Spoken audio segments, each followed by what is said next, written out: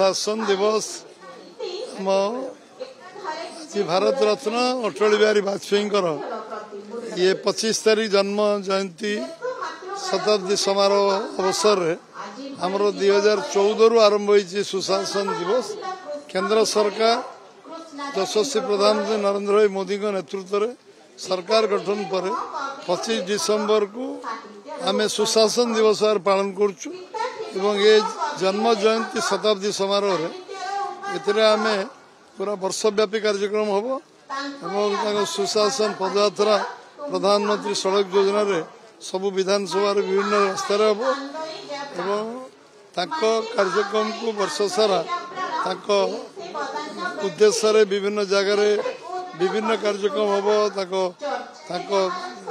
विषय चर्चा आलोचना हम विभिन्न प्रबंध प्रतियोगिता हम स्कूल कॉलेज पिला मानकर ये हम ये गोटे जुगजन्मा लोक भारतवर्षर अद्वितीय एवं राष्ट्रनीतिज्ञ राजनीतिज्ञ कवि नुहति एकाधार जड़े गोटे भारतवर्ष प्रेरणार केन्द्रबिंदु थे समस्त उत्साह केन्द्रबिंदु थे भारतवर्षर भित्ति प्रस्तर स्थापन करिवारे भित्तिभूमि स्थापन करिवारे जो अद्वितीय नेता थे जे जन स्टेट्समैन थे विषय आज जिते कहले कम हम आज अवसर आम आज ब्रह्मपुर पूर्णांग प्रतिमूर्ति उन्मोचन कर फेरुचे सकाळु एवं आज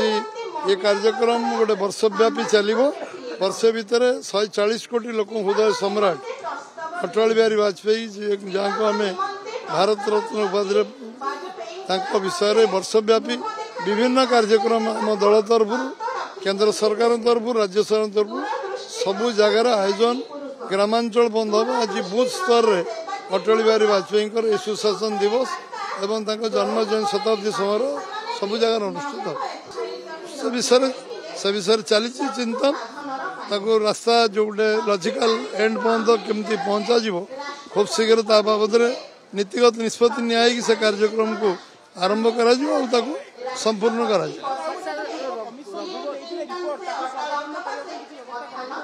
सरकार से विषय अनुध्यान करगुड़िक केमती प्लेस हम टेबुल हम उपस्थापन करा व्यवस्था सरकार चिंता कर